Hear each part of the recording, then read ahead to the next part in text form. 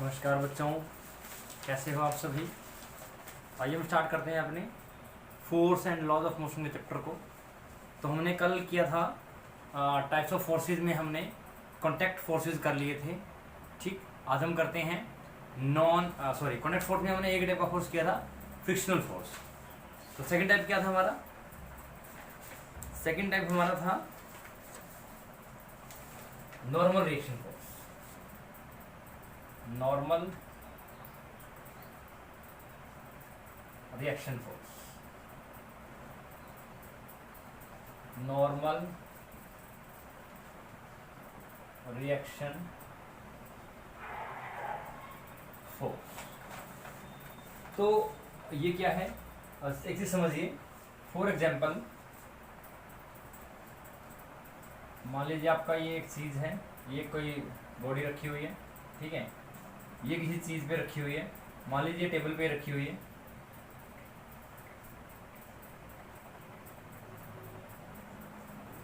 ठीक है, तो अगर ये बॉडी टेबल पे रखी हुई है, सो इन दिस केस इस बॉडी का जो वेट है वो डाउनवर्ड्स होगा। W is equal to mg। ठीक है, W is equal to mg क्या होगा? डाउनवर्ड्स होगा। और इसका जो रिएक्शन होगा वो ऊपर की तरफ होगा। This is called normal reaction. So इसको हम कई बार नॉर्मल फोर्स ही बोल देते हैं, कई बार हम इसको बोलते हैं normal reaction force. So the normal reaction will be always equal and opposite to the weight of the body which is acting downwards. Is acting downwards. Next type of force is force of tension in a string. Force of tension in a string. क्या है? Force of tension in a string means एक रस्सी के अंदर tension force क्या होता है। ठीक है, तो फॉर एग्जांपल इसका समझने के लिए देखिए, मान लीजिए हमने एक ये फिक्स्ड एंड लिया और यहाँ पे एक रस्सी है। ठीक है, इस रस्सी पे मान लीजिए हमने कोई वेट लटका दिया। ठीक, तो अब इस रस्सी के अंदर जो टेंशन होगा वो क्या होगा? The tension in this string will be T, which is always acting upwards and equal and opposite to the weight of the body acting downwards. So, tension in the string will be always equal and opposite to the weight of the body, which is acting always downwards. And tension will acting upwards. Tension हमेशा body के wait के opposite direction में act करता है। तो अब देखिए, मान लीजिए हमने इस ब्लॉक को लटकाया, जब यहाँ पर इस सिरे पे लटका दिया तो क्या हुआ? इस ब्लॉक का सारा वेट रस्सी के ऊपर आ गया। इट मीन्स रस्सी को हमने लोड कर दिया। रस्सी string is fully loaded with this weight of the block. जितना इस ब्लॉक का वेट है वो सारा रस्सी पे आ गया है। It means the string now gets tensed. जैसे ही मैंने इस लोड को इस रस्सी के साथ लगा दिया तो the string is fully loaded, and at this condition when the string is fully loaded then tension in the string is maximum. Means रस्सी उस पोजीशन पे जब हमने स्ट्रिंग पे एक लोड लटका दिया है तो सारा वेट किस पे आ गया? रस्सी पे। मीन्स टेंशन क्या है कि रस्सी की कितनी कैपेबिलिटी है कि वो लोड को सहन कर पा रही है, कि कितनी देर तक रस्सी उस लोड को लटका के रखती है। That is called tension. It means tension force, इसका मतलब ये हुआ कि अगर tension force greater than weight हुआ, tension force greater than weight हुआ, इसका मतलब ये चीज यहां लटकी रहेगी। और अगर W is greater than tension हुआ तो क्या होगा, मीन्स अगर स्ट्रिंग की टेंशन, मीन्स कोई टेंशन क्या है, जो आपने एक वर्ड सुना होगा टेंसाइल स्ट्रेंथ, टेंसाइल स्ट्रेंथ, और आपने ये वर्ड मटेरियल से कैसे सुना होगा, तो इसको सुनिए टेंसाइल क्या है। तो ये क्या है कि किसी भी चीज की वो प्रॉपर्टी जिसके कारण वो अपने आप को कितना टेंस कर सके, means how much the body can tense itself with a given wait.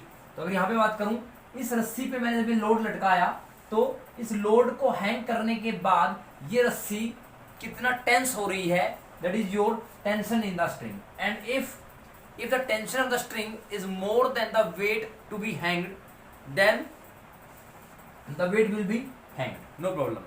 But if the weight of the body is more than the tension in the string, then it will be fall down, it will be fall down. So this is the tension in the string. So tension in a string always acting upwards when a load is hanged vertically on the one end of the string which is fix to a rigid support. तो ये string है, एक rigid support पर मैंने बांध दिया, ये सिरा फिक्स है, यहाँ पे रस्सी लटकी हुई है, इस रस्सी के फ्री वाले एंड पे हमने एक लोड लटकाया, तो इस लोड का वेट हमेशा नीचे की तरफ एक्ट होगा, इसको हम बोलेंगे weight. Weight means weight is always acting down, weight means mg, mass of the body with multiply with the excess due to gravity. So weight will be equal to mg, और tension क्या होगा, ऊपर की तरफ होगा, ठीक है। Let us come on to next fourth type of force.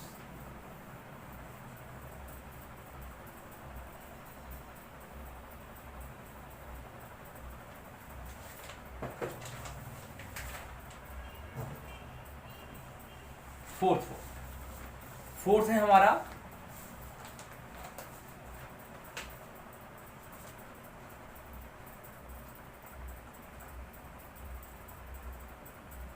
force in a spring,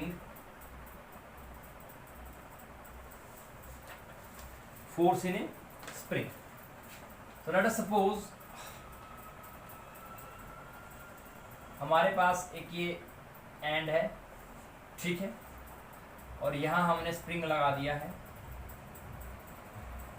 this is spring, so this is it's, ये इसकी अभी स्प्रिंग की नॉर्मल पोजीशन है, ये भी क्या है, ये स्प्रिंग की नॉर्मल पोजीशन है। Let us come on to next case. इसी में suppose this is a fix end, now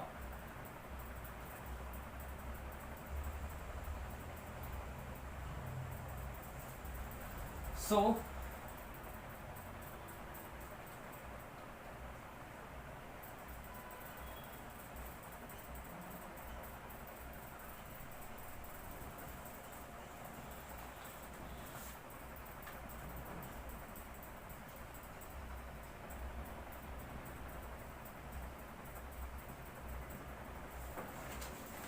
तो ये आपकी स्प्रिंग की नॉर्मल पोजीशन है। तो ये स्प्रिंग आपका एक सिरे के साथ फिक्स्ड है, और जब मैं इस स्प्रिंग के इस फ्री वाले एंड पे कोई पुलिंग फोर्स लगाता हूं, इट मीन्स क्या हुआ कि ये स्प्रिंग स्ट्रेच होना स्टार्ट होगा, ये स्प्रिंग क्या होगा, स्ट्रेच होना स्टार्ट होगा, क्योंकि ये सिरा फिक्स है।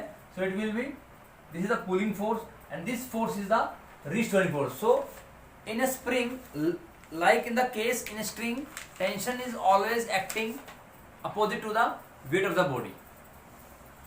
So similarly in a spring, the pulling, here in this case pulling force is equal and opposite to the restoring force. It means जब तक ये, अब देखिए, जब तक ये फोर्स कंडीशन क्या होगी, this spring will get stretched, ये स्प्रिंग आपका खिंचा रहेगा तब तक जब तक ये पुलिंग फोर्स इस रिस्टोरिंग फोर्स से ज्यादा है, जब तक ये पुलिंग फोर्स इस रिस्टोरिंग फोर्स से ज्यादा है।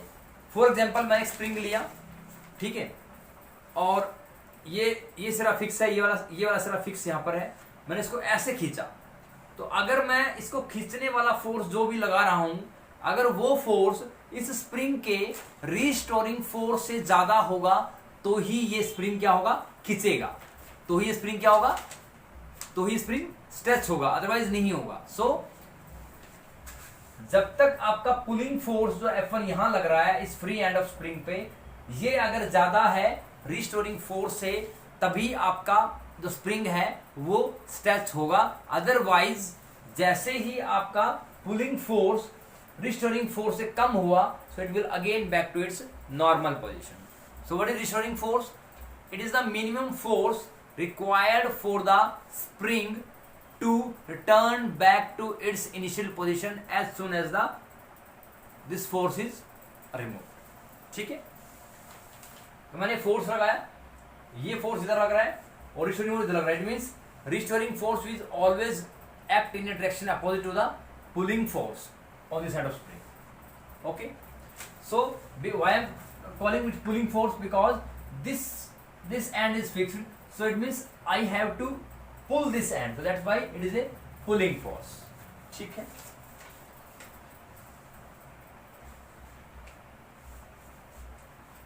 this is the force in a spring।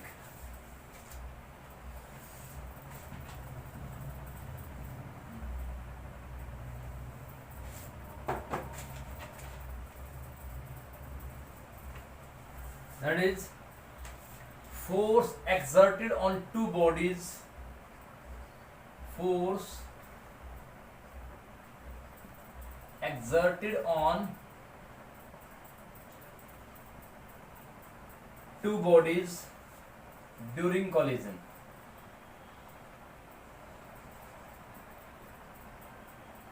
during collision it means collision के दौरान दो बॉडीज पे क्या फोर्स लग रहा है, वो फोर्स निकाल। So let us suppose this is a body A and this is body B। ठीक है, तो इस पे इधर फोर्स लग रहा है, इस पे इधर फोर्स लग रहा है, it means both will collide. ठीक, सो एक बॉडी ये है, so it is FAB, it is FBA। तो FAB क्या होगा? FAB होगा force on B due to A। So it is force on A due to B। Similarly force on A,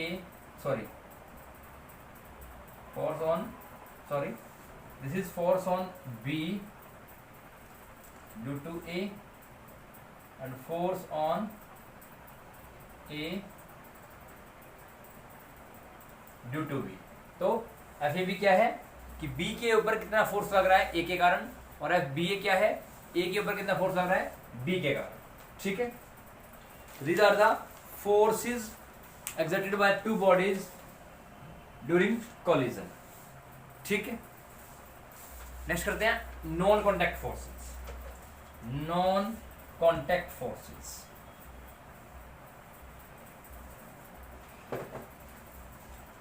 non contact forces.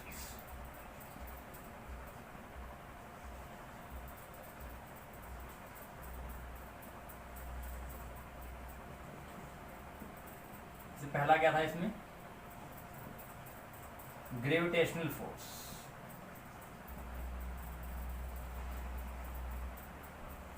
पहला क्या था? Gravitational force था पहला। दूसरा क्या था इसमें? इलेक्ट्रोस्टैटिक फोर्स था। और तीसरा था इसमें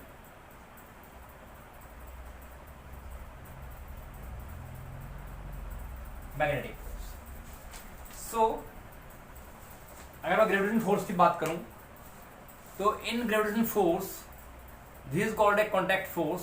so why it is called contact force? It means gravitational force acts always between the two bodies in A universe. Means एक यूनिवर्स के अंदर अगर बात करें, कोई दो बॉडीज आपस में एक दूसरे की तरफ अट्रैक्टेड हैं with some force, that is called gravitational force. So this gravitational force will be given by F is equal to G m1 m2 by r square. This is K. Okay, तो F क्या है? F is equal to G m1 m2 by K की आप लिख सकते हो क्या? 4 pi epsilon naught r square. Sorry, वो तो शूटिंग होता है. Sorry, this is rotation. No, this is fine. F is equal to G m1 m2 by r square.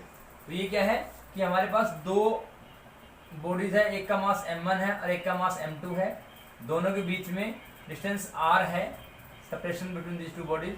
So these two bodies are attached with each other with some force, that is called gravitational force, and the force of gravitation between these two bodies is given by F is equal to G m1 m2 by r square. It means this force is proportional to m1 m2 and inversely proportional to square of the distance of separation between these two bodies.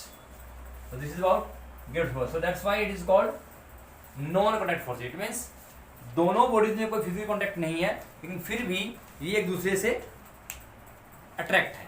ठीक है, with some force. बात करें electrostatic force की.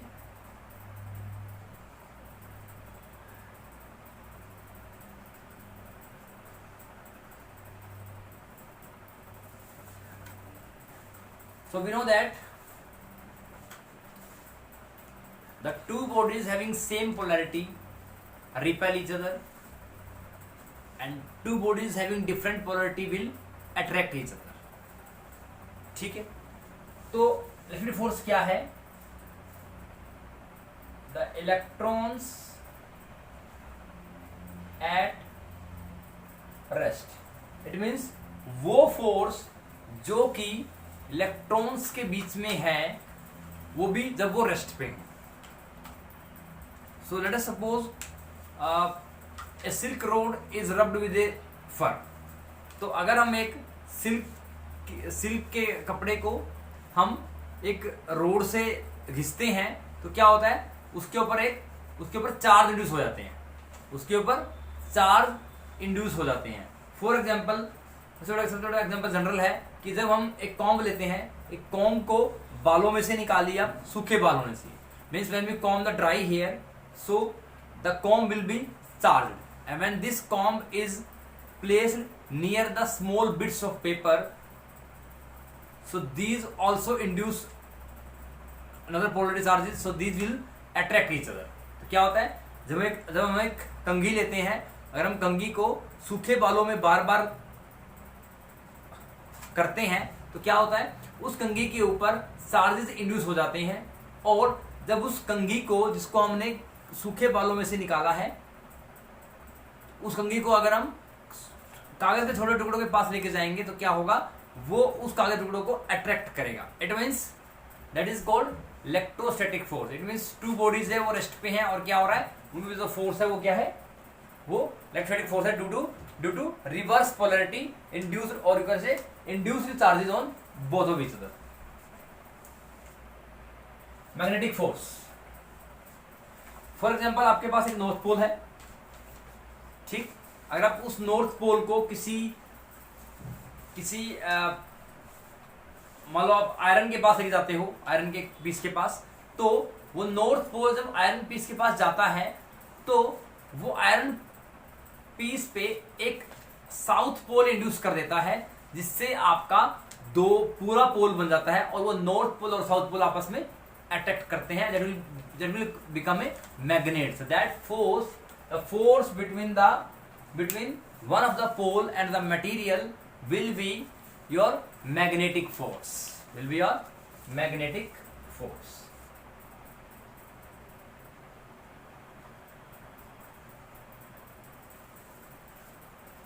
So this is all about your contact and non-contact forces.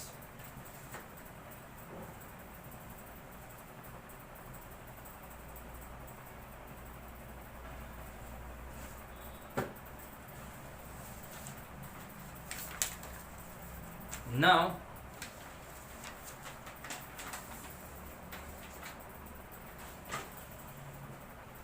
come on to definition of force. Means force को define कैसे करें.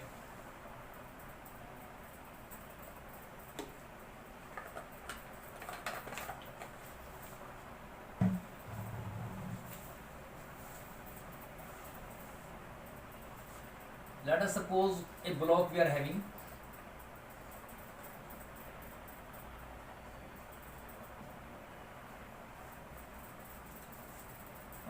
This is a block and we are applying some force here. ठीक.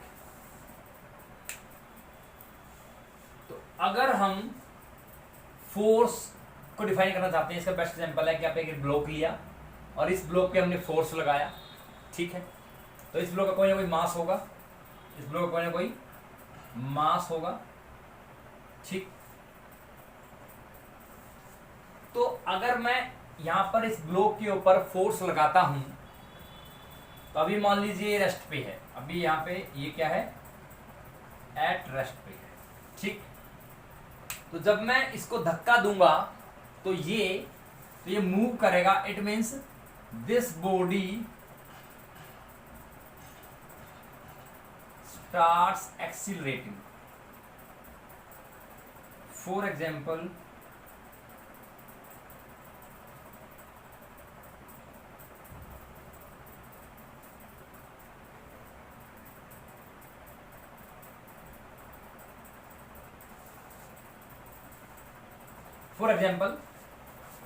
this is a car.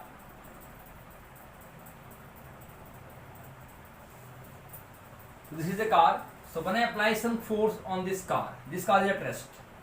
अभी car rest पे है. ठीक. So at rest, it means initial velocity is 0. When I apply some force on this car starts moving. ये car चलना start कर देगी और क्या होगा, it means car is accelerating. तो जब ये कार रेस्ट पर है, इट मीन्स वेलोसिटी 0 होगी और कार ने चलना स्टार्ट कर दिया है. इट मीन्स कार क्या कर रहा है, एक्सीलरेट कर रहा है. It means whenever you are applying a force on a body of mass m, then it starts accelerating. It means F will be given by product of mass and acceleration. So why is it called acceleration? So let us suppose at t is equal to 0 second पे initial velocity 0 है. When the force is applied at t is equal to t second पे आपका जो initial velocity है वो मान लीजिए, हमने इसको मान लिया 4 मीटर पर सेकंड है. ठीक है. तो और ये मान लीजिए हम यहाँ पर मान लो वेलोसिटी क्या है, v है. ठीक. तो एक्सेलरेशन क्या होता है, acceleration is given by v minus u by T.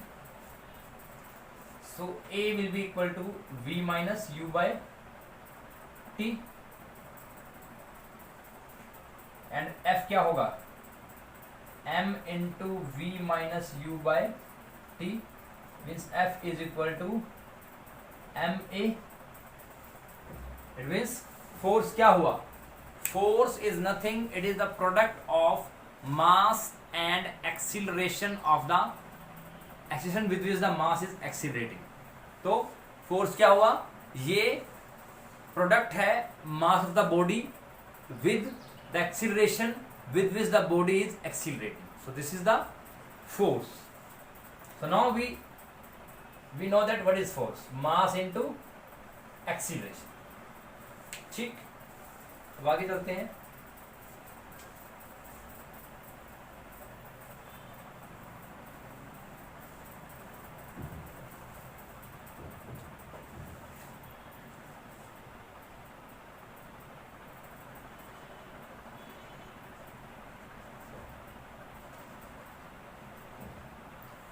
unit of force. So now we know about force. तो अगर हम यूनिट ऑफ फोर्स की बात करें तो we know that force is equal to mass into acceleration. तो force क्या है? फोर्स हमारा है मास मल्टीप्लाइड बाय एक्सीलरेशन. तो मास क्या होगा? मास है kilogram and acceleration will be metre per second square. तो फोर्स क्या होगा? Force is equal to kilogram metre per second square. ये जनरल है, लेकिन जनरली फोर्स की यूनिट क्या होती है? The unit of force is newton. Generally force की यूनिट क्या होती है? न्यूटन होती है. So from here we can write force is equal to mass into acceleration. So if mass is 1 kg and acceleration is 1 meter per second square, then force is called is 1 Newton. So force is 1 Newton. So from here we can define 1 Newton. From here we can define 1 Newton. So 1 Newton क्या होगा? 1 Newton is that force which produces an acceleration of 1 meter per second square in a body of mass 1 kg. तो 1 Newton क्या है? 1 Newton आपका वो force है जो कि 1 किलोग्राम की बॉडी पे अगर लगाया जाए वो 1 मीटर पर सेकंड स्क्वायर से एक्सीलरेट करेगी. या आप ये कह सकते हैं कि अगर किसी 1 किलोग्राम की बॉडी को हम एक्सीलरेट कर रहे हैं 1 मीटर पर सेकंड स्क्वायर के एक्सीलरेशन से, it means the force required to accelerate that body of mass 1 kg will be 1 newton. And newton is the SI unit of force. Newton क्या है? SI unit of force है. ठीक. तो tomorrow we will do the types of units of force. हम कल करेंगे types of unit of force करेंगे. उसके बाद फिर हम मोमेंटम के बारे में पढ़ेंगे. फिर हम इनर्शिया भी करेंगे. फिर टाइप्स ऑफ इनर्शिया. तो बहुत सारे टॉपिक्स हैं इसमें. अभी काफी बड़ा है चैप्टर ये, तो इसको हम धीरे धीरे करेंगे.